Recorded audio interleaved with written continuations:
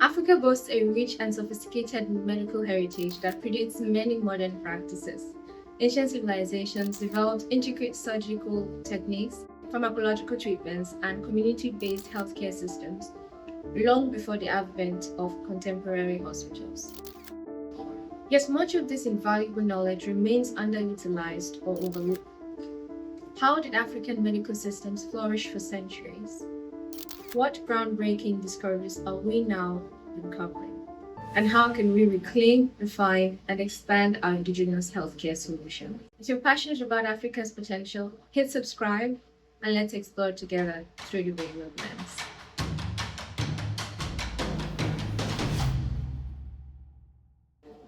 The Edwin Smith Papyrus, 1600 BCE, is the oldest known surgical treatise, detailing 48 cases of injuries, including descriptions of brain surgery, suturing, and fracture treatment, some techniques still in use today.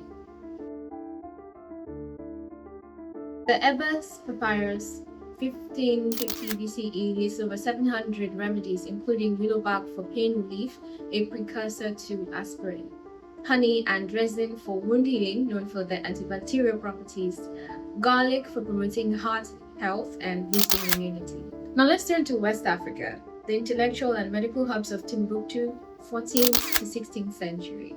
The University of Sankore in Timbuktu, established in 989 CE, was a renowned center of learning where scholars documented treatments for various ailments, including malaria and digestive disorders. The Shona people of Zimbabwe, Great Zimbabwe era 11th to 15th century, emphasized preventative medicine through diet and herbal tonics. There's also music and sound therapy in Bantu and Nilotic communities employed rhythmic drumming and chanting for healing purposes, a practice now recognized for its efficacy in reducing pain and anxiety. What about East and Central Africa? They had advanced surgery and psychological healing. In the Kingdom of Uganda, 16th to 19th century, present-day Uganda, bone-setting specialists treated fractures using wooden splints and herbal salves. So what caused the disconnect? Despite centuries of innovation, African medical systems have not been fully integrated into modern healthcare. Several factors contributed to this disconnect. One is colonial disruption. The imposition of colonial rule marginalized indigenous knowledge systems, favoring Western medical practices and undermining traditional methods. There's also the fact that we had oral traditions versus written records. Much of African medical knowledge was transmitted orally, leading to a lack of documented evidence that could have facilitated integration with written scientific research. The third is pharmaceutical dependence. The growing reliance on imported pharmaceuticals overshadowed local remedies, leading to a decline in the use and development of indigenous treatments. And lastly, research is largely underfunded. African universities and research institutions receive limited funding for medical research, while global pharmaceutical companies prioritize diseases prevalent in wealthier nations.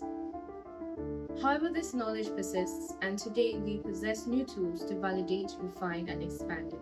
What are some African universities leading the charge? So Nigeria's National Institute for Pharmaceutical Research is investigating traditional treatments for hypertension and diabetes. South Africa's Council for Scientific and Industrial Research is studying plants like Artemisia for malaria treatment and Sutherlandia for immune support. Kenya's herbal research laboratories are standardizing dosages for traditional medicines to comply with pharmaceutical regulations. Some community-based innovations include Rwanda's community health model that integrates local herbal knowledge with modern healthcare training, enhancing service delivery. There's also Tanzania's Afrocentric birth model that combines traditional birthing techniques with hospital care, significantly reducing maternal mortality rates. So Africa's solutions are already here, and it is just time to scale them. Imagine an Africa where we control our own pharmaceutical production. The research centers focus on diseases prevalent in the continent: malaria, sickle cell anemia, hypertension. AI, data science, and ancestral knowledge converge to create the most advanced, affordable healthcare systems globally. African medicine has a long standing tradition of being scientific, innovative, and effective. We are witnessing a resurgence of African led healthcare solutions. So, the next step involves scaling our discoveries to transform global health. So, what are your thoughts? How should African medicine evolve? Share your insights in the comments and don't forget to hit the subscribe button.